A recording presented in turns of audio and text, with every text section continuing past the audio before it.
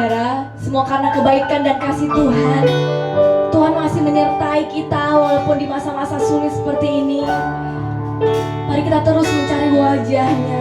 Mari kita terus bersyukur, Tuhan begitu baik buat kita. Mari kita berdoa terlebih dahulu sebelum kita mulai ibadah kita. Tuhan Yesus yang baik, kami bersyukur kepadamu buat segala kebaikan dan kasih Tuhan kepada kami. 6 bulan boleh kami lalui di tahun 2020 ini, Tuhan Yesus, bersama dengan Engkau.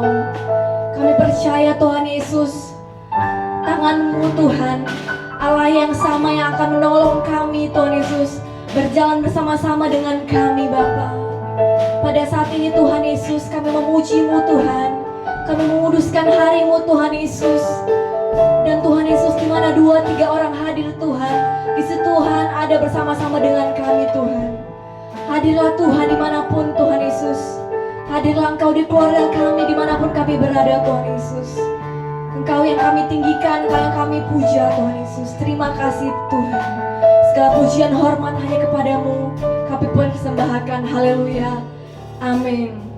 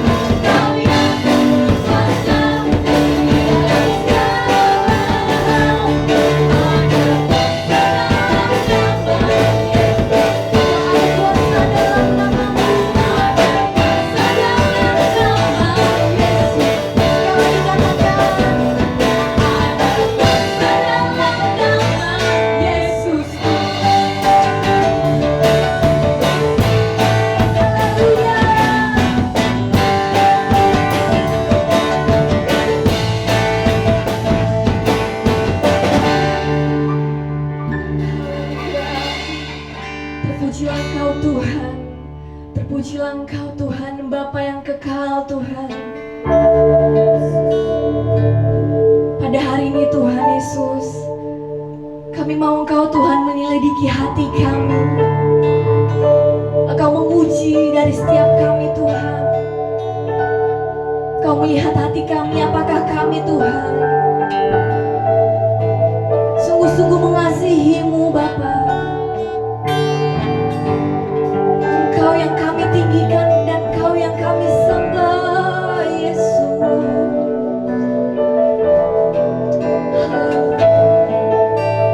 Mari kita angkat pujian ini bersama-sama.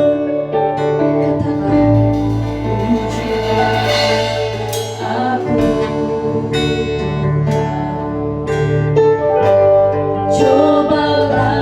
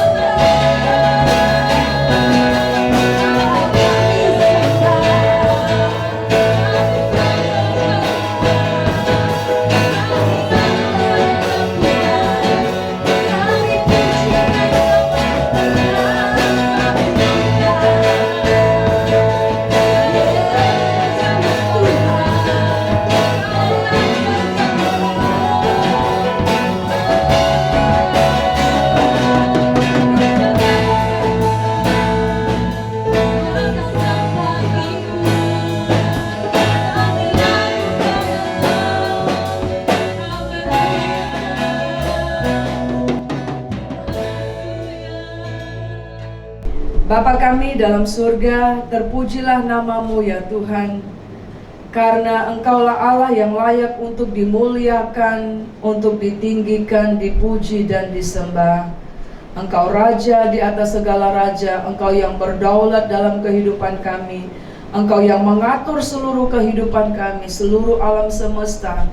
Engkau yang memberikan kami kekuatan melalui hari-hari kami. Engkau yang menyembuhkan kami. Engkau yang meneguhkan kami, membaharui hari-hari kami dengan berkat Tuhan yang selalu baru. Pada hari ini Tuhan, kami buka hati kami. Kami mohon Roh Kudus yang akan menyatakan isi hati-Mu kepada seluruh jemaat Tuhan dan setiap orang yang mendengar berita firman Allah dari rumah-Mu, dari bait-Mu yang kudus ya Tuhan. Dan Tuhan Yesus, setiap orang kan dijamah, dipulihkan, dan semakin bertumbuh di dalam karakter Kristus dan semakin mengasihi Tuhan. Kami berdoa roh pengenalan akan Tuhan turun, roh hikmat pewahyuan turun bagi kami semua.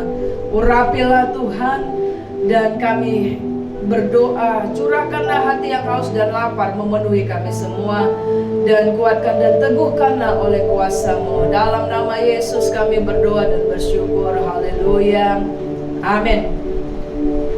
Bapak Ibu Saudara yang terkasih dalam nama Tuhan, pada hari ini tema firman Tuhan saya beri judul adalah Who is He? Siapa dia, Saudara? Ya, saya pernah dengar, pernah ngikuti, atau Saudara juga pernah tahu ada tayangan televisi yang berjudul, kalau nggak salah itu aktor yang dulu ya, saya lupa namanya, Chris Biantoro atau siapa itu ya. Tapi dia ada program TV-nya yang mengatakan siapa dia, seperti begitu ya. Nah, saudaraku yang terkasih di dalam nama Yesus, minggu yang lalu kita mendengarkan firman Tuhan, yaitu bahwa apa yang engkau akui itu yang akan engkau puja. Apa yang engkau akui lama-lama itu yang akan engkau sembah, yang akan menjadi Allah dalam kehidupanmu, akhirnya menggeser Tuhan dalam kehidupanmu. Nah, untuk itu saudara, betapa penting engkau dan saya, kita umat Tuhan, yang kita setiap kali berdoa kita berkata, Bapa kami yang di surga. Betulkah kita sudah mengenal Bapa kita itu, saudara? Betulkah ketika nanti kita akan kembali ke surga, Tuhan akan mengatakan, ya anakku? Atau malah Tuhan yang bilang, siapa ya? Aku nggak kenal. Dan kalau kita lihat saudara, ada firman Tuhan juga yang Tuhan pernah bertanya kepada murid-muridnya di dalam kitab Markus dan Lukas. Dia bertanya, menurut orang siapakah aku ini? Ya, kadangkala kita mengikuti Tuhan, tidak mengalami Tuhan secara pribadi, tapi kita mengikuti Tuhan hanya karena apa kata orang, saudara. Ya, apa kata orang. Kemudian muridnya berkata, ada engkau disebut engkau adalah Yohanes, engkau adalah Elia, engkau adalah nabi yang akan datang. Tetapi Tuhan berkata, menurutmu siapa aku ini? Jadi mengingatkan kita kembali pada khotbah minggu yang lalu, betapa Tuhan ingin mengetahui sampai sejauh mana umat Tuhan yang atasnya namanya disebut gereja Tuhan, yang atas namanya disebut saudara mengenal Dia, saudara. Amin, saudara. Nah, firman Tuhan pagi hari ini, saudara, saya akan ambil dari kitab Yohanes pasal yang kelima. Saya akan membaca buat saudara pada hari ini Yohanes 5 ayat 1 sampai seterusnya. Sesudah itu ada hari raya orang Yahudi dan Yesus berangkat ke Yerusalem. Di Yerusalem dekat pintu gerbang domba ada sebuah kolam yang dalam bahasa Ibrani disebut Bethesda, ada 5 serambinya. Dan di serambi-serambi itu berbaring sejumlah besar orang sakit, orang-orang buta, orang sakit, orang-orang buta, orang timpang, orang lumpuh yang menantikan goncangan air kolam itu. Sebab sewaktu-waktu turun malaikat Tuhan ke kolam itu dan menggoncangkan air itu. Barang siapa yang terdahulu masuk ke dalamnya sesudah goncangan air itu menjadi sembuh, apapun juga penyakitnya. Di situ ada seorang yang sudah 38 tahun lamanya sakit. Ketika Yesus melihat orang itu berbaring di situ dan karena ia tahu bahwa ia telah lama dalam keadaan itu, berkatalah ia kepadanya, "Maukah engkau sembuh?" Jawab orang sakit itu kepadanya, "Tuhan, tidak ada orang yang menurunkan aku ke dalam kolam itu apabila airnya mulai goncang. Dan sementara aku menuju kolam itu, orang lain sudah turun mendahului aku." Kata Yesus kepadanya, "Bangunlah, angkatlah tilammu dan berjalanlah." Dan pada saat itu juga sembuhlah orang itu, lalu ia mengangkat tilamnya dan berjalan. Tetapi hari itu hari Sabat. Karena itu orang-orang Yahudi berkata kepada orang yang baru sembuh itu, "Hari ini hari Sabat, dan tidak boleh engkau memikul tilammu." Akan tetapi yang menjawab mereka, "Orang yang telah menyembuhkan aku, dialah yang mengatakan kepadaku, angkatlah tilammu dan berjalanlah." Mereka bertanya kepadanya, "Siapakah orang yang berkata kepadamu, angkatlah tilammu dan berjalanlah?" Tapi orang yang baru sembuh itu tidak tahu siapa orang itu, sebab Yesus telah menghilang ke tengah-tengah orang banyak di tempat itu. Kemudian Yesus bertemu dengan dia dalam bait Allah, lalu berkata kepadanya, "Engkau telah sembuh, jangan berbuat dosa lagi, supaya padamu jangan terjadi yang lebih buruk." Orang itu keluar, lalu menceritakan kepada orang-orang Yahudi bahwa Yesuslah yang telah menyembuhkan dia. Dan karena itu orang-orang Yahudi berusaha menganiaya Yesus karena ia melakukan hal-hal itu pada hari Sabat. Tetapi ia berkata kepada mereka, "Bapakku bekerja sampai sekarang, maka aku pun bekerja juga." Ya, saudara yang terkasih di dalam nama Yesus, kalau kita melihat dalam kisah ini, saudara, ada seorang pria yang dikatakan dia ada di dalam serambi, 5 serambi yang ada di gerbang domba itu, saudara, dan dia sudah 38 tahun sakit, ya saudara, dan dikatakan di situ dia lumpuh, saudara, ya, tidak bisa. Sehingga kita tahu bahwa ketika Tuhan bertanya kepada dia, dia mengatakan, "Kalau aku ke sana tidak ada yang menolong." Jadi kalau kita bisa prediksi bahwa orang ini karena terlalu lama sakit, kita tidak tahu berapa usia dia, tetapi kita tahu dia sudah ditinggalkan oleh keluarganya, ya. Kita tahu bahwa orang ini sudah sendiri, kita tahu orang ini sudah menghadapi kehidupannya tanpa pengharapan, dan dia ada di situ, tapi dia tidak bisa melangkah untuk kesembuhan, ya. Tetapi satu hal yang kita belajar di sini, ketika Yesus bertemu secara pribadi kepada orang ini, dan Tuhan Yesus langsung berkata kepadanya, "Maukah engkau sembuh?" Saudara, ya. Tadi kita dengar ayat firman Tuhan, "Maukah engkau sembuh?" Yesus berkata demikian. Tetapi orang ini bukan berkata, "Ya Yesus, aku mau sembuh." Tetapi dia mengatakan excuse, alasan-alasan, saudara. Padahal kalau engkau baca ayat itu, dia katakan, "Ya Yesus, ya Tuhan." Dia menyebutkan Tuhan, tetapi kita lihat ayat selanjutnya, saudara. Ketika dia sudah sembuh, kemudian ada orang-orang Farisi, orang-orang ahli Taurat, saudara, pemimpin-pemimpin agama yang tahu bahwa dia 38 tahun dia terbaring lumpuh di situ, saudara, tidak berdaya. Ketika ditanya siapa yang menyembuhkan dia, dia katakan dia tidak tahu siapa orang itu. Saudara, perhatikan ayat itu. Pertama dia katakan, "Ya Tuhan." Tetapi ketika ditanya, dia katakan, "Aku tidak tahu siapa orang itu." Saudara, inilah menggambarkan kekristenan kebanyakan kita, saudara. Bahwa kita mengenal Tuhan hanya sebatas ketika kita dalam keperluan, saudara. Ketika kita sulit ekonomi, kita berdoa bukan karena kita ingin mencari wajahnya Tuhan, tapi karena kita terdesak, saudara. Dapur kita tidak mengepul, Atau ketika kita dalam sakit penyakit seperti orang ini, seperti kesaksian saudara. 3 tahun yang lalu juga saya pernah mengalami seperti kasus ini. Jadi waktu itu saya diundang untuk berdoa buat ada seorang bapak yang sudah lama juga dia terbaring di gubuk reotnya saudara ya. Dan dia sudah ditinggalkan oleh istrinya sejak istrinya melahirkan anak perempuannya, hari pertama lahir dia pergi meninggalkan. Karena kehidupan pria ini juga tidak menjadi berkat dalam keluarga, suka berkelahi, suka minum, suka tidak bertanggung jawab saudara ya. Nah jadi kita lihat waktu itu ketika saya kunjungi dia saudara, dia tidak bisa jalan saudara. Ada tali seperti itu saudara untuk dia dapat mengengsot saudara, mengengsot ya. Sehingga saudaraku yang terkasih dalam nama Yesus, dia mau pergi ke kamar mandi, dia mau duduk saja, dia itu ada tali untuk mendudukkan.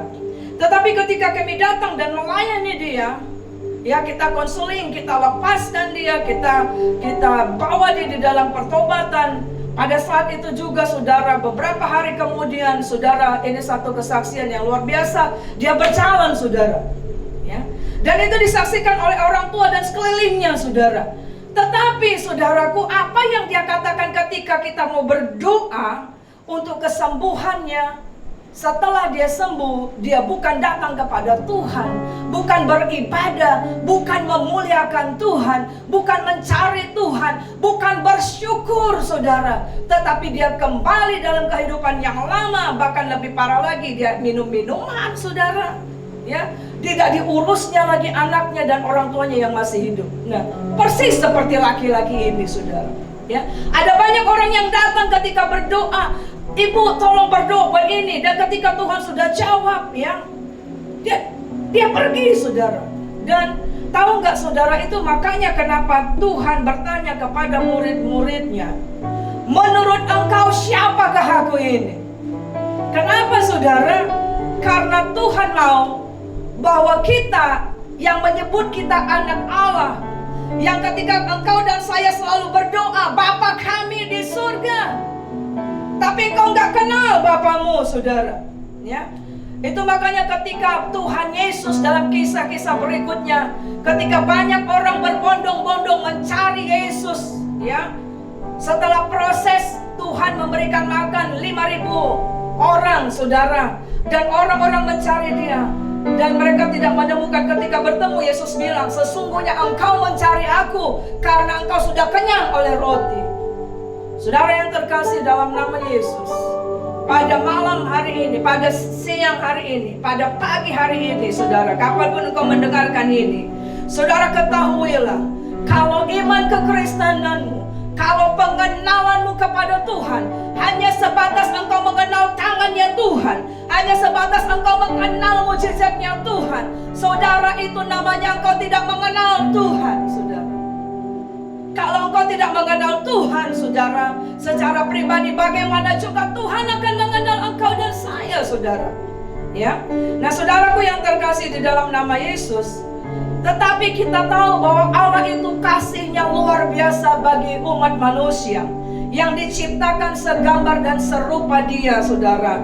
Ia selalu melihat dari surga. Ada ayat firman Tuhan yang selalu berkata, aku melihat dari surga, apakah ada anak manusia yang mencari wajahku setiap hari atau tidak saudara.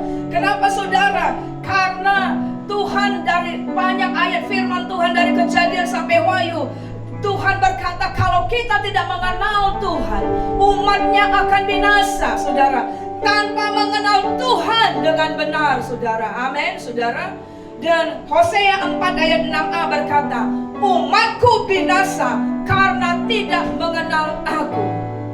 Banyak orang Kristen yang menyebut dirinya Kristen, dia pikir dia kenal Tuhan padahal tidak mengenal Tuhan saudara.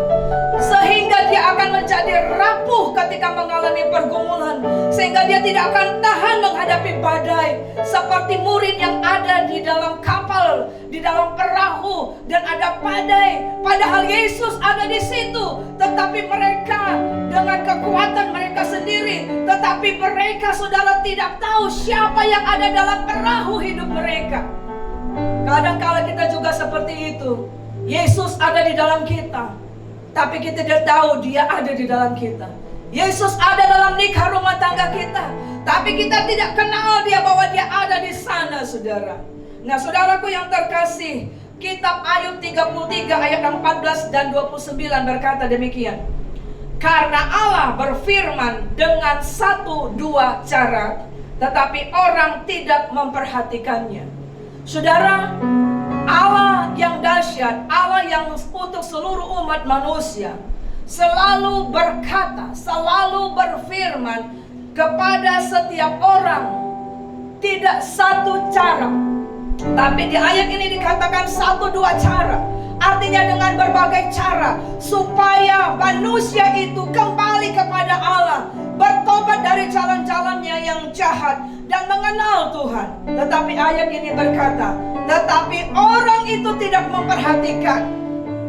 Kemudian ayat 29 dikatakan, sesungguhnya semuanya ini dilakukan Allah 2-3 kali terhadap manusia, saudara. Jadi saudara, ketika ada orang yang dalam kehidupannya sampai akhirnya murtad, sampai akhirnya jatuh dalam dosa, misalnya dosa perselingkuhan, misalnya dosa pembunuhan, misalnya dosa apa saja, sebenarnya Tuhan sudah bicara kepada orang itu dengan 1-2 cara, tapi dia tidak memperhatikan. Dan Tuhan juga sudah bicara 2-3 kali, saudara, terhadap dia, tapi dia tidak mendengar, saudara. Nah, saudaraku yang terkasih di dalam nama Yesus, apa yang dimaksud ayat ini bahwa Tuhan berbicara dan Tuhan lakukan 2-3 kali terhadap manusia, saudara, firman-Nya, yaitu yang pertama kita lihat, saudara, bahwa Allah berfirman secara langsung, saudara. Ada masanya ketika dalam perjanjian yang lama, saudara, Tuhan bicara langsung, berhadap-hadapan. Contohnya adalah Musa, contohnya adalah Samuel, contohnya adalah Elia, contohnya adalah Nuh, Saulus, ya. Ayub 33 ayat 8 berkata, tetapi engkau telah berbicara dekat telingaku, dan ucapan-ucapanmu telah kudengar. Di dalam masa sekarang ini juga, saudara, saya melihat ada banyak di YouTube, ada banyak kesaksian yang mana Tuhan juga berjumpa dengan dia secara langsung. Ketika orang itu mencari Tuhan, ingin mengenal Tuhan, bukan hanya yang dimaksud yang beragama Kristen, tapi orang-orang di luar Kristen, saudara. Kadangkala Tuhan secara langsung bertemu dengan dia, saudara, ya. Nah, yang kedua adalah Tuhan berbicara, berfirman, menampakkan diri supaya manusia mengenal dia melalui mimpi atau penglihatan. Antara lain adalah Yakub, saudara. Yakub diberikan penglihatan ketika dia tidur di Betel, dia melihat bahwa tempat itu ada malaikat Tuhan naik turun, saudara. Kemudian Daniel, saudara, Tuhan memberikan penglihatan kepadanya tentang akhir zaman, saudara. Kemudian Yohanes juga hal yang sama. Ayub 33 ayat 15 berkata, dalam mimpi, dalam penglihatan, waktu malam bila orang nyenyak tidur, bila berbaring di atas tempat tidur. Kadangkala Tuhan juga menjumpai seseorang di dalam zaman sekarang ini bisa melalui mimpi dan penglihatan, ya. Ada orang yang ditegur oleh Tuhan melalui mimpi penglihatan. Dia dikasih penglihatan melihat surga dan neraka supaya memberikan kesaksian bahwa surga dan neraka itu ada, saudara, ya. Nah, kemudian apalagi? Kadangkala Tuhan berfirman supaya manusia itu mengenal ada Allah adalah melalui teguran, saudara. Teguran. Contohnya adalah Raja Hizkia, kemudian Raja Daud, saudara, ya. Kemudian Ayub, saudara, ya. Apa itu, saudara? Ayub 33 ayat 19 sampai dengan 22, saya sarikan saja bahwa di situ dikatakan dengan penderitaan ia ditegur di tempat tidurnya, ya.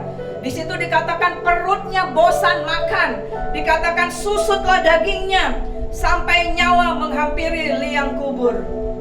Ketika seseorang diizinkan menderita di tempat tidur, bahkan sampai kepada dia mau menghembuskan nafas terakhir, sebenarnya dalam masa-masa itu juga Tuhan bicara kepada orang demikian, saudara, untuk bertobat, untuk mencari Tuhan. Satu kali, saudara, saya diminta untuk berdoa untuk satu orang bapak yang karena kasusnya adalah mamanya sakit keras, saudara, dibawa dari daerah Pekanbaru ke Medan. Tetapi saudara, Tuhan memimpin kami, bukan hanya kita menyelesaikan masalah mamanya yang sakit. Ternyata akhirnya Roh Kudus menolong bahwa anak-anaknya itu tidak di dalam Tuhan, hidup dalam perdukunan, ya. Dan mamanya akhirnya terkorek demikian. Dan ketika kita masuk dalam ruang ICU, ada 3 orang yang tiba-tiba Tuhan juga minta orang yang di ICU itu dia bangun. Ketika dia tahu kita hamba Tuhan, dia katakan, "Ibu, doakan saya," saudara.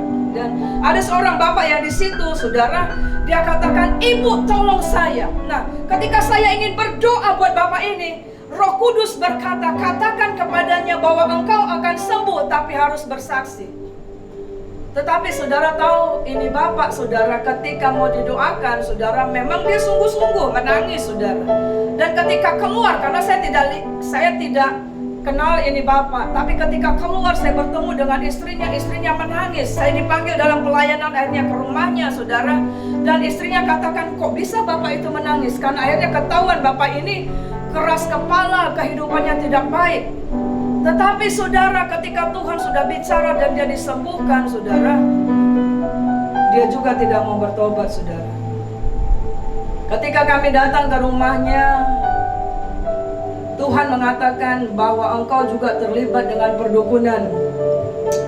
Dan pada waktu itu saya juga melihat anak-anaknya, keluarganya, bahkan dia sudah menunjukkan, saudara. Dan di rumahnya juga ditanam di depan pintu, ada telur bebek, saudara, ya, di depan pintu. Tetapi dia katakan pada waktu dia mau itu, dia katakan, "Oke, saya akan kasih." Tetapi saudara, tidak dengan sungguh-sungguh, ya. Dia bahkan mengatakan, "Tidak, lebih baik aku kasih kepada orang yang mengasihi saya." Itu namanya tidak mengenal Tuhan. Nah, saudara yang terkasih, sehingga dia akhirnya ketika dia sudah sempat keluar dari rumah sakit setelah kita doakan dia, akhirnya dia dipermainkan oleh setan, berkali-kali masuk ICU. Tapi saya juga dengan kasih yang daripada Tuhan boleh mengasihi dia. Tengah malam kadang kita datang di ICU itu, walaupun bukan jam kunjungan, tapi Tuhan izinkan kita boleh melayani dia. Dan sampai sekarang dia sembuh, saudara. Tapi gitu sembuh, saudara, lupa semuanya, saudara. Seperti laki-laki ini, saudara. Kadang-kala kita mengikut Yesus, seperti begini, saudara. Dan itulah, saudara, ketika saya mempersiapkan ini yang membuat Yesus menangis, saudara.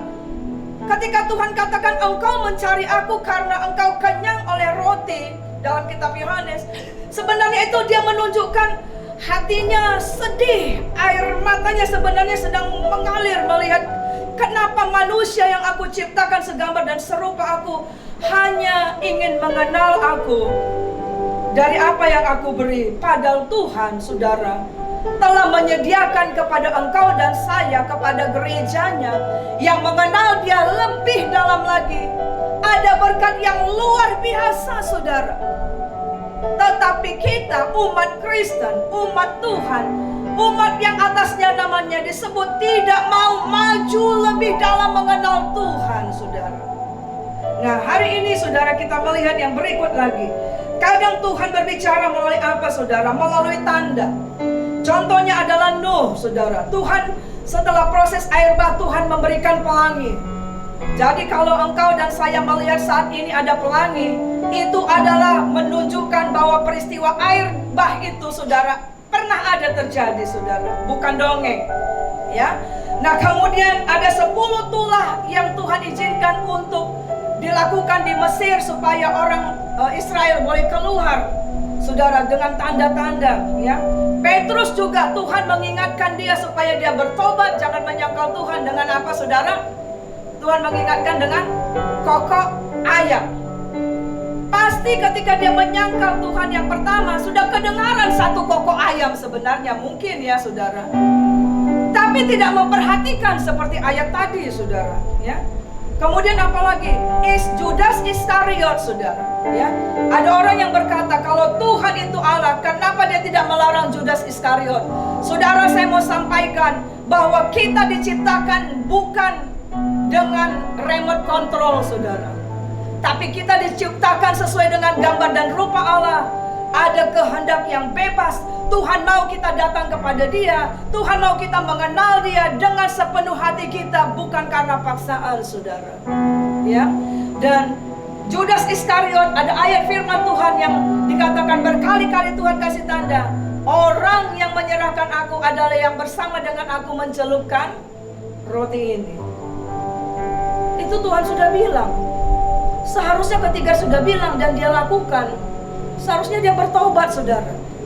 Tetapi kita lihat dia tidak bertobat, bahkan dikatakan dia kerasukan oleh setan, saudara. Ya. Dan kemudian ketika Yesus juga mau lahir, saudara, di dalam kitab Yesaya, bahkan ketika dalam kitab Lukas, ketika malaikat Tuhan mengabarkan kepada para gembala, dia katakan apa? Kamu carilah bayi dan tandanya adalah kamu akan menemukan dia dibungkus dengan lampin, dibaringkan di dalam palungan, saudara. Bilangan 14 ayat 22 berkata, semua orang yang telah melihat kemuliaanku dan tanda-tanda mujizat yang kuperbuat di Mesir dan di padang gurun, namun telah 10 kali mencobai aku dan tidak mau mendengarkan suaraku, saudara. Apa yang berikut, saudara? Tuhan berfirman dengan yang berikut adalah melalui alam semesta, melalui tanda-tanda, saudara. Contohnya adalah kitab Eli, Nabi Elia, saudara.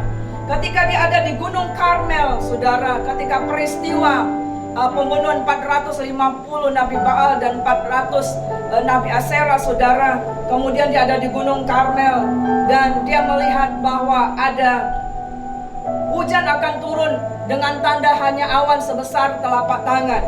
Ya, ketika muncul awan setelapak tangan, dia katakan kepada Aham, cepat engkau berlari, akan terjadi hujan deras, hujan yang luar biasa. Atau ketika dia ada di Gunung Horeb, Tuhan menjumpai dia ketika ada bunyi angin sepoi-sepoi, saudara. Gideon juga, saudara, ketika dia ingin dipilih oleh Tuhan, dia katakan berikan tanda Tuhan di sini, bahwa tempat yang aku kasih ini sekelilingnya ada embun, atau di atas ini 2 kali dia minta tanda, saudara. Ya, melalui alam semesta. Matius 16 ayat 2-3 berkata, tetapi jawab Yesus, pada petang hari karena langit merah kamu berkata hari akan cerah, dan pada pagi hari karena langit merah dan redup kamu berkata hari buruk. Rupa langit kamu tahu membedakannya, tetapi tanda zaman tidak. Padahal Tuhan bilang bahwa kedatangan Tuhan sudah dekat dan engkau harus melihat tanda-tanda zaman. Tapi kadang kala kita mengabaikan tanda-tanda itu. Yang berikut adalah Tuhan berfirman, karena dia melihat bahwa manusia tidak peka terhadap tanda-tanda dengan berbagai cara tadi, maka Allah menjelma. Dia harus menjelma, dia harus turun menjadi sama dengan engkau dan saya, mempunyai daging karakter daging yang berdosa walaupun dia tidak berdosa. Hanya untuk apa, saudara? Untuk dapat mengenalkan siapa Allah. Itu makanya jangan tanya kenapa Allah harus menjelma menjadi manusia. Karena manusia ini, saudara, kita ini tidak peka karena dosa. Itu menghambat kita untuk peka terhadap suara Tuhan, mengeraskan hati kita. Yohanes 1 ayat 1-3 berkata demikian, pada mulanya adalah firman, firman itu bersama-sama dengan Allah, dan firman itu adalah Allah. Ia pada mulanya bersama-sama dengan Allah. Sebab segala sesuatu dijadikan oleh Dia, dan tanpa Dia tidak ada sesuatu pun yang telah terjadi dari segala yang telah dijadikan. Nah, saudaraku yang terkasih dalam nama Yesus, kita akan belajar yang pertama, saudara, yaitu betapa pentingnya kita ambil dari kisah yang tadi itu, saudara, yaitu kita mengenal Allah dengan benar, saudara. Ada 4 cara bagaimana kita dapat mengenal Allah dengan benar. Yang pertama adalah bagaimana kita mengenal Allah dengan benar. Yang pertama adalah kita bisa mengenal Allah secara tradisi atau dari generasi kepada generasi, saudara. Ya, Misalnya saya, seperti firman Tuhan bilang, Timotius itu dia mendapatkan iman, dikatakan seperti iman yang hidup kepada ibunya, kemudian kepada neneknya, saudara. Engkau dan saya juga, misalnya seperti saya juga beriman karena orang tua juga mengenalkan Yesus kepada saya, ya. Dan saya juga mengenalkan Yesus, perbuatan Tuhan kepada keturunanku, ya. Nah, di dalam kitab Yosua 24 ayat 14 sampai dengan 15 berkata, oleh sebab itu takutlah akan Tuhan dan beribadahlah kepadanya dengan tulus, ikhlas dan setia. Jauhkanlah Allah yang kepadanya nenek moyangmu telah beribadah di seberang sungai Efrat dan di Mesir, dan beribadahlah kepada Tuhan. Tetapi jika kamu anggap tidak baik untuk beribadah kepada Tuhan, pilihlah pada hari ini kepada siapa kamu akan beribadah. Allah yang kepadanya nenek moyangmu beribadah di seberang sungai Efrat, atau Allah orang Amori yang negerinya kamu diami ini. Tetapi aku dan seisi rumahku, kami akan beribadah kepada Tuhan, ya. Kemudian dikatakan dalam kitab Ulangan 6 ayat 6 sampai dengan 9. Ulangan 6 ayat 6 sampai 9 berkata, apa yang kuperintahkan kepadamu pada hari ini haruslah engkau perhatikan, haruslah engkau mengajarkannya berulang-ulang kepada anak-anakmu dan membicarakannya apabila engkau duduk di rumahmu, apabila engkau sedang dalam perjalanan, apabila engkau berbaring dan apabila engkau bangun. Haruslah juga engkau mengikatkannya sebagai tanda pada tanganmu, dan haruslah itu menjadi lambang di dahimu, dan haruslah engkau menuliskannya pada tiang rumahmu dan pada tiang pintu gerbangmu. Jadi saudara, ketika engkau sudah menerima Tuhan sebagai Tuhan dan Juru Selamat, baik engkau sebagai ibu, sebagai ayah, sebagai nenek, sebagai kakek, sebagai tante, atau sebagai siapa saja engkau yang sudah menerima Yesus sebagai Tuhan dan Juru Selamat, maka engkau juga harus mengenalkan Yesus itu kepada keturunanmu, kepada generasi berikutnya. Yang kedua, kita bisa mengenal Allah di dalam pekerjaannya, di dalam karyanya, saudara, di dalam ciptaannya. Firman Tuhan di dalam Yohanes 10 ayat 25 berkata, Yesus menjawab mereka, aku telah mengatakannya kepadamu, tetapi kamu tidak percaya. Pekerjaan-pekerjaan yang kulakukan dalam nama Bapakku, itulah yang memberi kesaksian tentang aku. Ya, Tuhan katakan, kalau engkau nggak percaya kepada aku, percayalah atas mujizat-mujizat pekerjaan-pekerjaan yang aku lakukan. Yohanes 10 ayat 38 berkata, tetapi jikalau aku melakukannya dan kamu tidak mau percaya kepadaku, percayalah kepada pekerjaan-pekerjaan itu, supaya kamu boleh mengetahui dan mengerti bahwa Bapa di dalam aku dan aku di dalam Bapa. Roma 1 ayat 20 berkata, sebab apa yang tidak nampak daripadanya, yaitu kekuatannya yang kekal dan keilahiannya, dapat nampak kepada pikiran dari karyanya sejak dunia diciptakan, sehingga mereka tidak dapat berdalih. Jadi saudara, nanti ketika ada orang yang tidak percaya kepada Yesus, ayat ini berkata dalam Roma 1 ayat 20, bahwa orang itu nantinya dia akan dihakimi karena dia tahu alam semesta ini tidak mungkin bisa berjalan, kosmos yang begitu besar, ada 9 planet yang bisa beriring, matahari boleh bergerak dengan baik, bulan boleh bergerak dengan baik, ada matahari, ada angin boleh berjalan semua dengan baik, siang dan malam dengan baik. Sebenarnya itu menunjukkan ada Allah yang akan dihadapi ketika dia menghadapi Tuhan. Tetapi kalau dia tidak percaya, saudara, ayat ini berkata, orang itu kalau dia mati, dia akan dihukum dengan apa yang dia tahu, saudara, dengan alam semesta yang terjadi ini, ya. Nah, mengenal Allah yang berikut adalah secara proaktif. Kalau kita lihat orang lumpuh tadi itu, saudara, ketika dia ditanya, siapa Allah, siapa orang yang menyembuhkan engkau, yang mengatakan bangunlah, angkatlah tilammu dan berjalanlah. Pada waktu itu ketika Yesus sudah sembuhkan, dia sudah menghilang, saudara. Tetapi kita lihat ketika dia pergi ke bait Allah, Yesus sengaja menjumpai orang sakit itu, saudara. Yesus sengaja menemui dia, artinya supaya kalau engkau tadinya nggak kenal aku, ini aku datang nih kepadamu. Seharusnya dia akan tanya. Tetapi kita lihat dalam ayat berikutnya, dia bukannya mau mengenal Tuhan, bukan mengatakan, Tuhan terima kasih ya, Tuhan sudah tolong aku 38 tahun sudah tidak berjalan, bisa sehat. Malah dia ngobrol kepada ahli Taurat, kepada orang Farisi, kepada pemimpin agama, untuk menambah kebencian orang-orang itu, saudara. Bahkan menuduh Yesus, saudara. Dia nggak mau disalahkan, karena kejadian waktu itu adalah hari Sabat, saudara. Ya. Nah, mengenal Allah secara proaktif ini berbicara ada dua, saudara. Yang pertama adalah bahwa Allah secara proaktif mengenalkan dirinya kepada manusia. Contohnya tadi yang sederhana dari kitab yang kita baca tadi, Yesus datang sendiri kepada orang itu, saudara. Nah, kita akan baca dalam Roma 8 ayat 3 berkata apa? Sebab apa yang tidak mungkin dilakukan hukum Taurat karena tidak berdaya oleh daging, telah dilakukan oleh Allah dengan jalan mengutus anaknya sendiri dalam daging, yang serupa dengan daging, yang dikuasai dosa karena dosa. Ia telah menjatuhkan hukuman dosa di dalam daging. Ya, Yohanes 6 ayat 38 sampai 39 berkata, sebab aku telah turun dari surga, bukan untuk melakukan kehendakku, tetapi untuk melakukan kehendak Dia yang telah mengutus aku. Dan inilah kehendak Dia yang telah mengutus aku, yaitu supaya dari semua yang telah diberikannya kepadaku, jangan ada yang hilang, tetapi supaya aku bangkitkan pada akhir zaman.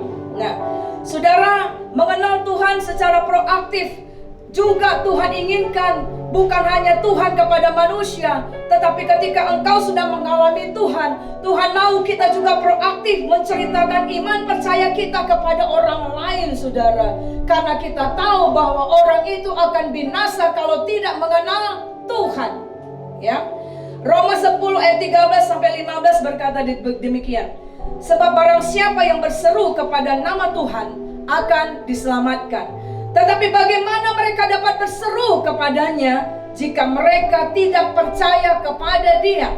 Bagaimana mereka dapat percaya kepada Dia jika mereka tidak mendengar tentang Dia? Bagaimana mereka mendengar tentang Dia jika tidak ada yang memberitakannya? Dan bagaimana mereka dapat memberitakannya jika mereka tidak diutus? Seperti ada tertulis, betapa indahnya kedatangan mereka yang membawa kabar baik. Itu makanya pesan Tuhan sebelum Dia naik ke surga, Dia katakan, pergilah, beritakanlah Injil kepada semua makhluk, saudara.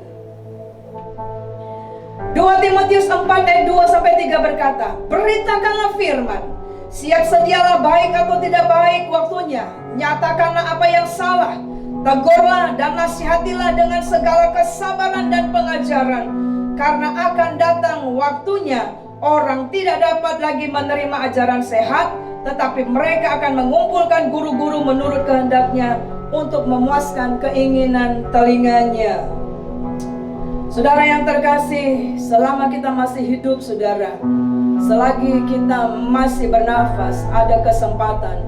Kalau engkau mengatakan engkau sayang kepada suamimu, sayang kepada istrimu, sayang kepada anakmu, sayang kepada opungmu, sayang kepada temanmu, sayang kepada siapa yang lain, tidak ada yang lain, bawalah dia di dalam pengenalan Tuhan lebih dalam lagi. Kemudian yang keempat, bagaimana kita mengenal Allah, yaitu bukan hanya proaktif, tapi mengenal Allah secara pribadi, saudara. Yang ingat firman Tuhan yang pernah kami khotbahkan beberapa minggu yang lalu, yaitu menikmati Tuhan. Saudara akan bisa lebih dalam mendengar itu.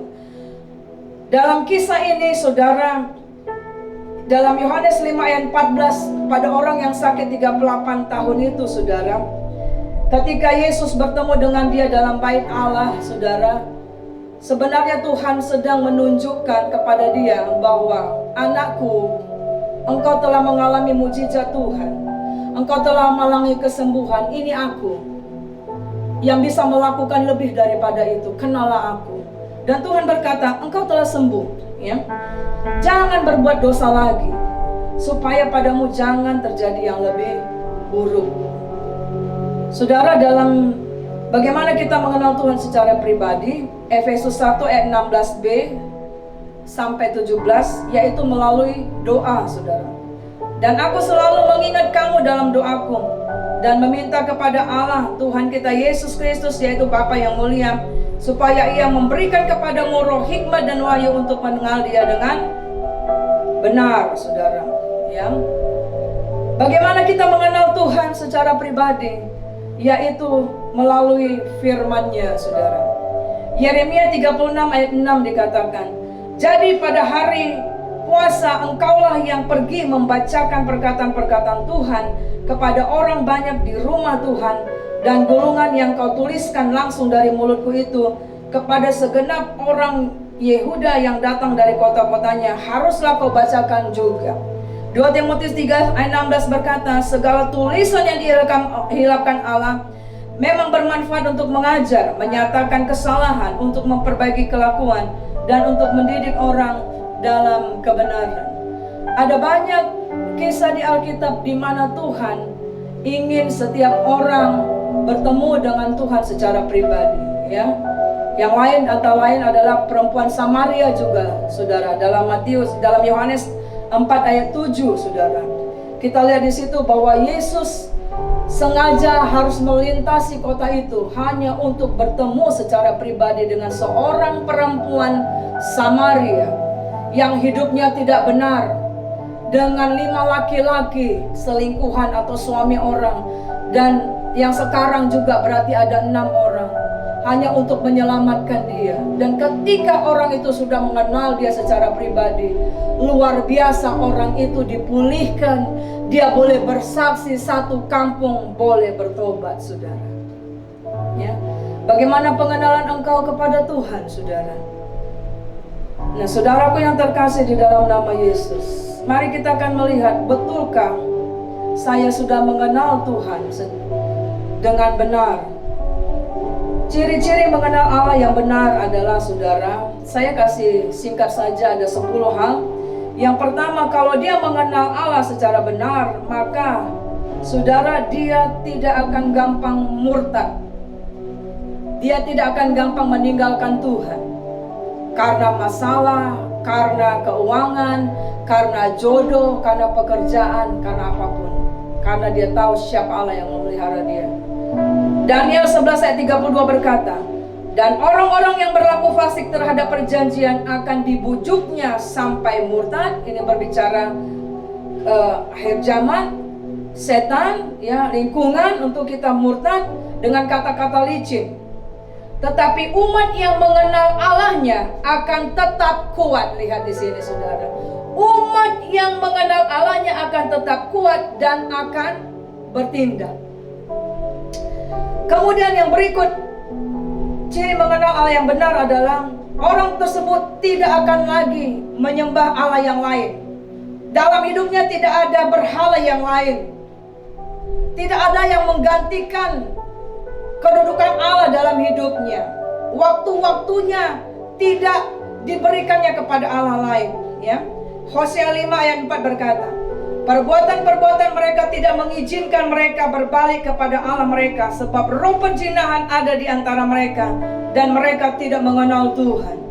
Orang yang menyembah berhala dikatakan perjinahan rohani, saudara, ya.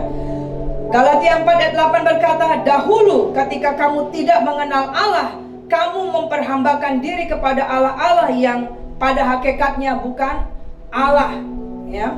Kemudian yang ketiga, ciri mengenal Allah yang benar adalah bahwa ketika dia beribadah, pola ibadahnya bukan ibadah yang munafik, bukan hanya untuk dilihat orang, ya.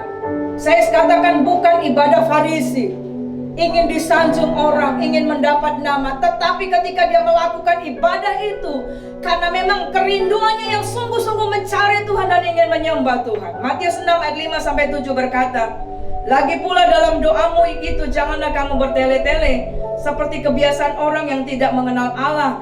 Mereka menyangka karena banyaknya kata-kata doanya itu akan dikabulkan. Yang berikut, saudara, yang ketiga adalah kalau orang itu mengenal Allah, maka cirinya seperti khotbah yang lalu, dia akan mengakui Tuhan dalam kehidupannya. dalam setiap jalannya, dalam setiap keputusannya, dalam setiap hari-harinya, ya. Titus 1 ayat 16 berkata, mereka mengaku mengenal Allah, tetapi dengan perbuatan mereka menyangkal Dia. Mereka keji dan durhaka dan tidak sanggup berbuat sesuatu yang baik. Kalau kita mengatakan kita mengenal Allah, maka orang lain pasti akan melihat dari perbuatanmu dan saya bahwa kita mengenal Allah. Pada saat kita sedang kekurangan, pada saat kita sedang sakit, pada saat kita dalam pergumulan, pada saat kita sedang memilih jodoh, pada saat kita memilih pekerjaan, kalau kita mengenal Allah, orang akan melihat apa yang kau lakukan, saudara. Amin, saudara.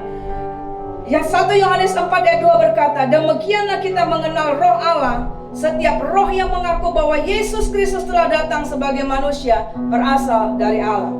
Ciri yang keempat, saudara, apakah kita mengenal Allah dengan benar adalah kita melakukan firman Tuhan, ya.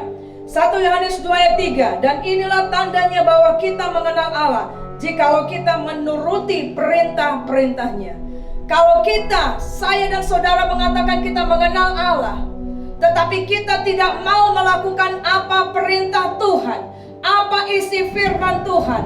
Firman Tuhan dikatakan bahwa sebenarnya kita tidak mengenal Allah dengan benar, saudara. Yang berikut, saudara, yang keenam adalah bagaimana ciri orang mengenal Allah, yaitu di dalam 1 Yohanes 4 ayat 7 dengan 8. Apa dikatakan? Saudara-saudaraku yang terkasih, marilah kita saling mengasihi, sebab kasih itu berasal dari Allah. Dan setiap orang yang mengasihi lahir dari Allah dan mengenal Allah. Barang siapa tidak mengasihi, ia tidak mengenal Allah, sebab Allah adalah kasih. Ciri yang keenam bahwa orang itu mengenal Allah, hidupnya melimpah dengan kasih Allah, saudara. Artinya apa, saudara? Kalau hidupnya penuh dengan kasih,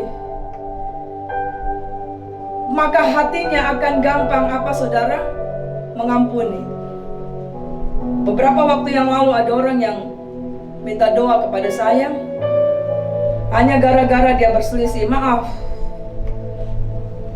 dengan pendeta. Tapi saya bilang pendeta yang gak mengenal Allah. Kenapa? Hanya karena berselisih dan hanya karena dia dikatakan dia merasa dia tidak melakukan hal itu. Akhirnya terjadi baku hantam, padahal pada waktu itu sudah dilakukan perdamaian, tapi berlanjut kepada kepolisian. Saya berkata kepada pendeta itu, kalau Bapak tidak merasa melakukan itu, engkau difitnah, kenapa mesti marah? Amin, saudara. Saudara, saya harap engkau akan mendengar ada 3 sesi, 2 sesi saya sudah tayangkan tentang bagaimana kita melepaskan hak untuk kita bisa memikul salib mengikut Yesus, saudara. Padahal itu sesama pelayan, saudara. Apakah itu ciri mengenal Allah? Sampai saya katakan, bagaimana engkau akan berkhotbah di mimbar, Bapakku? Saudara, kalau kita mengenal Allah, hati kita adalah hati Bapa, hati di kayu salib. Kita bisa mengampuni orang yang membenci kita, yang memfitnah kita. Amin, saudara. Yang merendahkan kita. Itu tandanya engkau dan saya mengenal Allah. Yang berikut adalah Efesus 3 ayat 1. Apa ciri orang mengenal Allah? Ada roh yang antusias untuk memberitakan Injil. Efesus 3:1 berkata, itulah sebabnya aku ini, Paulus, orang yang dipenjarakan karena Kristus Yesus, untuk kamu, orang-orang yang tidak mengenal Allah. Paulus, saudara, karena dia sudah bertemu secara pribadi dengan Tuhan. Tadinya dia gak mengenal Tuhan, makanya dia pikir ketika dia menganiaya jemaat Tuhan, memasukkan penjara, dia pikir itu menyenangkan Tuhan. Tapi satu kali Tuhan bicara kepadanya, bertemu dengan dia, dia katakan, Paulus, kenapa engkau menganiaya aku? Dan itu titik baliknya. Akhirnya dia bertobat, dan itu yang membuat dia berkata, di antara semua rasul akulah yang paling berdosa. Dan kehidupannya dia tidak tahan untuk memberitakan Injil Kerajaan Surga, walaupun ada harga yang dia bayar. Keluar masuk penjara, dianiaya, difitnah, kandas kapal, difitnah oleh sesama saudara palsu dan banyak segala yang lain, saudara. Karena apa? Karena Paulus mengenal Allah, maka hatinya tidak tahan untuk memberitakan Injil kepada orang yang tidak mengenal Allah, saudara. Yang berikut, yang ke-9 adalah Lukas 18 ayat 32. Sebab ia akan diserahkan kepada bangsa-bangsa yang tidak mengenal Allah, diolok-olok, dihina dan diludahi. Itu adalah berbicara tentang Yesus. Itu makanya kenapa Tuhan Yesus ketika disalib dia katakan, Bapa, ampunilah mereka karena mereka saudara? Tidak tahu apa yang dia lakukan. Dan ayat ini berkata, memang mereka yang suka mengolok-olok, yang suka memfitnah, yang suka menghina, meludahi, ini dikatakan saudara? Tidak mengenal Allah. Jadi ciri berikut tanda tidak mengenal Allah adalah suka mengolok-olok. Apa mengolok-olok, saudara? Ngejek-ngejek, ya kan? Merendahkan, memfitnah. Terus bahkan dikatakan dalam Kisah Rasul 14 ayat 2-5 lebih ngeri lagi, saudara. Menolak pemberitaan firman Allah, membuat orang lain gusar, bahkan menimbulkan gerakan menyiksa orang tersebut. Dalam Kisah Para Rasul 14 itu bahkan dikatakan menghasut rakyat itu, membuat gerakan supaya si Paulus itu disiksa, saudara. Jadi kalau ada di gereja Tuhan, ada orang-orang yang menggerakkan untuk melakukan perlawanan kepada pemimpin gereja, ingat orang itu tidak mengenal Allah, saudara. Amin. Karena seperti Daud, saudara, karena dia mengenal Allah, walaupun ada kesempatan waktu itu dia ingin saudara, membunuh Saul, tapi dia hanya memotong jubahnya Saul dan dia berkatakan Aku tidak akan mengganggu orang yang diurapi oleh Tuhan. Itu makanya Tuhan katakan, aku telah menjumpai orang yang berkenan kepadaku. Karena Daud mengenal Tuhan, siapa yang membela dia. Amin, saudara. Kemudian yang terakhir, saudara, apa ciri kita mengenal Allah? Yaitu bahwa kita mempergunakan setiap waktu yang ada untuk kehendak Allah. 1 Petrus 4 ayat 2-3 berkata, supaya waktu yang sisa jangan kamu pergunakan menurut keinginan manusia, tetapi menurut kehendak Allah. Sebab telah cukup banyak waktu kamu pergunakan untuk melakukan kehendak orang-orang yang tidak mengenal Allah. Kamu telah hidup dalam rupa-rupa hawa nafsu, keinginan kemabukan, pesta pora, perjamuan minum, dan penyembahan berhala yang terlarang. Dan Efesus 4 ayat 17 dikatakan, sebab itu kukatakan dan kutegaskan ini kepadamu di dalam Tuhan, jangan hidup lagi sama seperti orang-orang yang tidak mengenal Allah dengan pikirannya yang sia-sia. Kalau kita mengenal Allah, maka saudara, pikiran kita tidak biarkan memikirkan hal yang sia-sia. Katakan amin. Firman Tuhan minggu yang lalu, bagaimana kita memiliki pikiran yang dipimpin oleh Allah, yaitu mengakui Allah dalam segala hal dalam hidup kita. Maka dia akan meluruskan jalan kita, dia akan memimpin pikiran-pikiran kita, sehingga pikiran kita tidak sia-sia, dan menjaga hati kita tidak sesat, saudara. Haleluya. Wow, luar biasa firman Tuhan, saudara. Saudaraku yang terkasih, sebab itu saya ingin mengajak jemaat Tuhan, gereja Tuhan, siapapun engkau yang dengar firman Tuhan, mari bertumbuh dalam pengenalan akan Allah. 2 Petrus 3 ayat 18 berkata, tetapi bertumbuhlah dalam kasih karunia dan dalam pengenalan akan Tuhan dan Juru Selamat kita, yaitu Yesus Kristus. Baginya lah kemuliaan sekarang sampai selama-lamanya. Bagaimana kita bertumbuh dalam pengenalan akan Allah, saudara? Yang pertama adalah bertobat, saudara. Engkau tidak akan bisa mengenal akan Allah, apalagi bertumbuh dalam pengenalan akan Allah, kalau tidak bertobat, saudara. Bertobat itu artinya sadar akan dosa, bahwa kita berdosa, kemudian kita ada komitmen meninggalkan dosa, keinginan daging dan keinginan dunia, dan tidak kembali lagi ke sana. No turning back, saudara.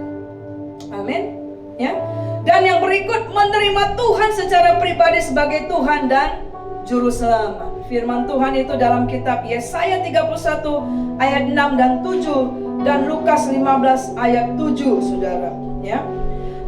Yesaya 31 ayat 6 sampai 7 berkata, bertobatlah hai orang Israel kepada Dia yang sudah kamu tinggalkan jauh-jauh. Sungguh pada hari itu kamu masing-masing akan membuang berhala-berhala peraknya dan berhala-berhala emasnya yang dibuat tanganmu sendiri dengan penuh dosa. Bertobat berarti pada hari itu juga engkau membuang segala berhala-berhalamu dan hanya berpaut kepada Allah yang sanggup menolong engkau.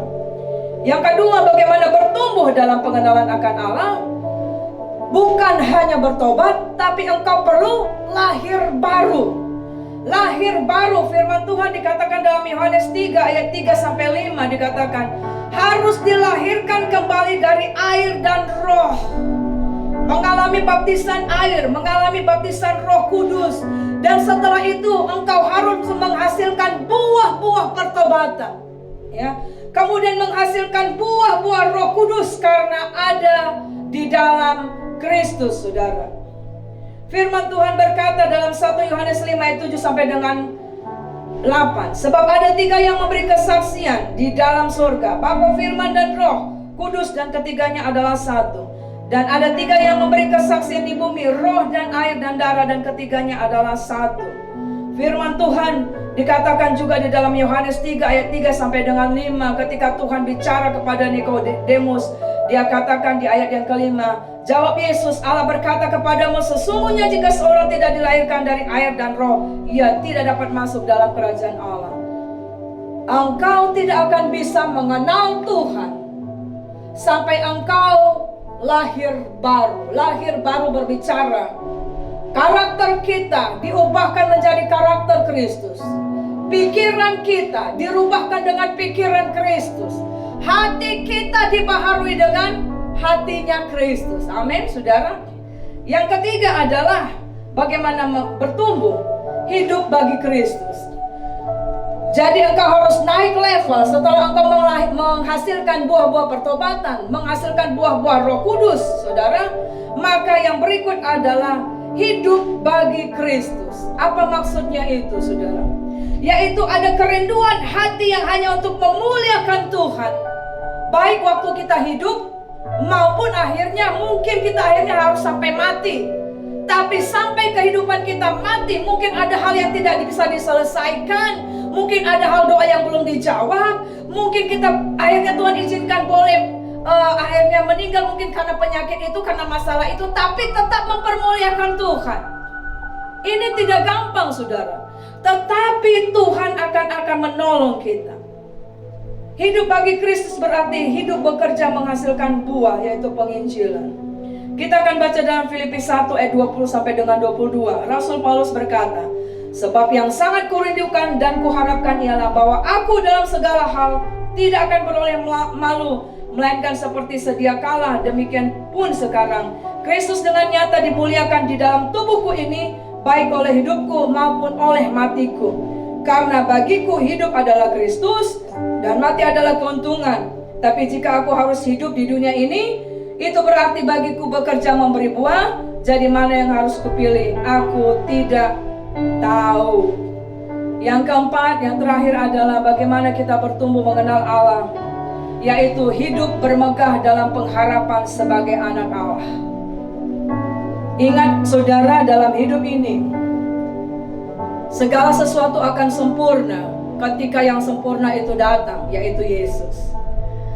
Makanya penting, saudara, ketika hidup kita harus bermegah dalam pengharapan akan Tuhan. Pengharapan akan kemuliaan yang akan datang lebih besar dari penderitaan yang sekarang. Bertekun dalam kesengsaraan.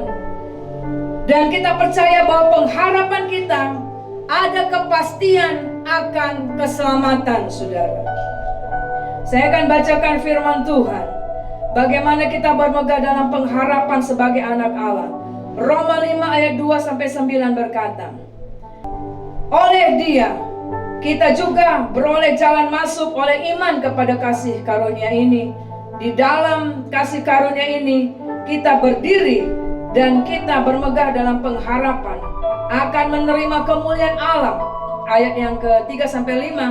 Dan bukan hanya itu saja, kita malah bermegah juga di dalam kesengsaraan kita, karena kita tahu bahwa kesengsaraan itu menimbulkan ketekunan, dan ketekunan menimbulkan tahan uji, dan tahan uji menimbulkan pengharapan, dan pengharapan tidak mengecewakan, karena kasih Allah telah dicurahkan di dalam hati kita oleh Roh Kudus yang telah dikaruniakan kepada kita.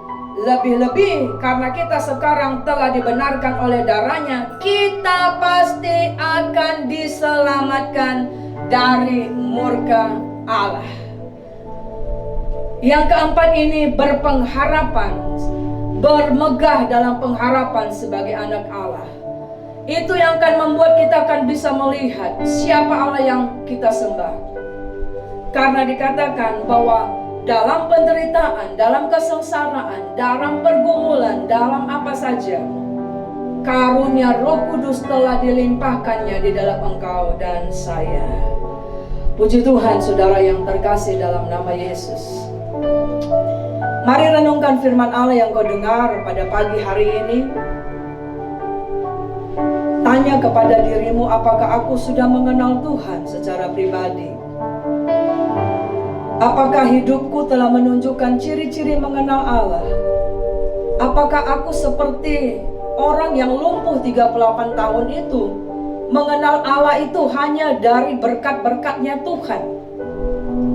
Kalau kita masih dalam posisi status itu, saudara, Tuhan mau, Tuhan sedang bertemu dengan engkau pada pagi hari ini, siang hari ini, malam hari ini secara pribadi, supaya engkau melangkah lebih dalam lagi mengenal Dia.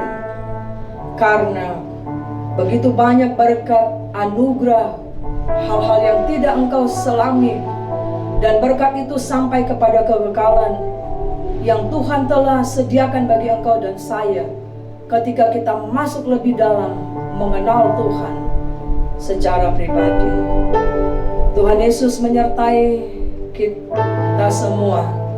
Kita akan menyanyikan satu pujian, dan biarlah hidup kita akan memuliakan Tuhan sebagai Allah, bahwa Dia Allah yang kita kenal. Haleluya. Saudara, angkat hatimu dan renungkan firman Allah.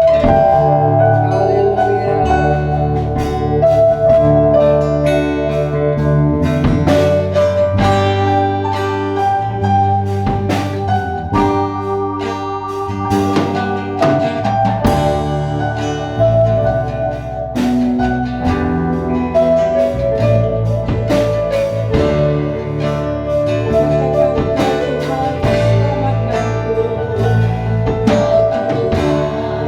Yang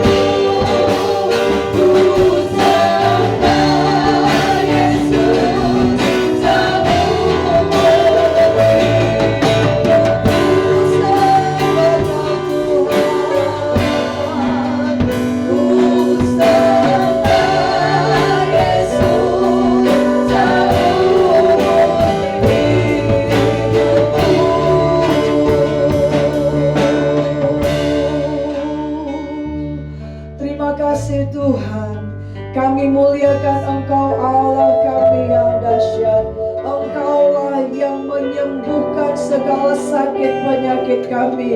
Engkaulah Allah yang memulihkan kami. Engkaulah Allah yang memberkati kami Tuhan. Engkaulah Allah yang memeliharakan kehidupan kami. Engkau yang memberikan kami kekuatan Tuhan. Engkau yang menopang setiap langkah kami Tuhan Yesus. Engkau Allah yang memberikan penghiburan ya Tuhan. Segala pujian dan hormat dan syukur kami naikkan kepadamu Tuhan. Kami berdoa Tuhan, kiranya turunlah roh pengenalan dan takut akan Allah kepada seluruh jemaat Tuhan. Hati yang haus dan lapar untuk mengenal Tuhan secara proaktif Tuhan.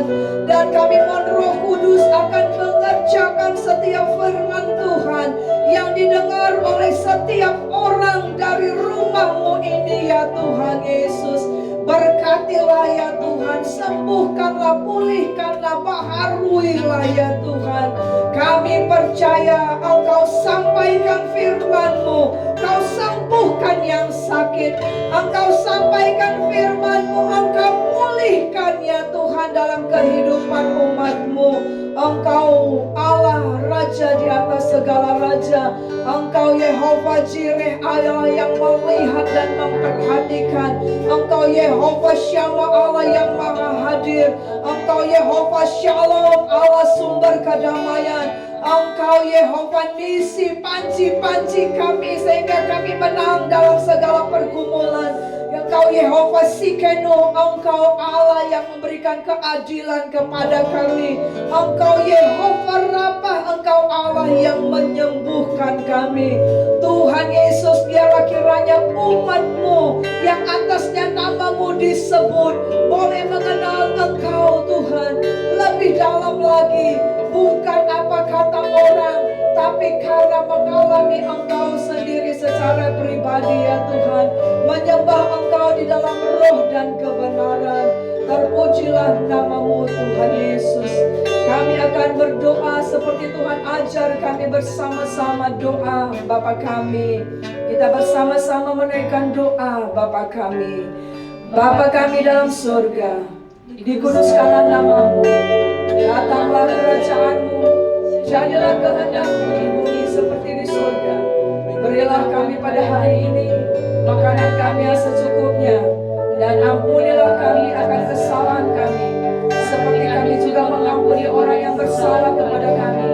Dan janganlah membawa kami dalam pencobaan, tetapi lepaskan kami daripada yang jahat. Karena Engkau yang mempunyai kerajaan dan kuasa dan kemuliaan sampai selama-lamanya. Amin. Kita menerima berkat yang daripada Allah, kasih karunia daripada Allah Bapa, penyertaan daripada Tuhan kita Yesus Kristus,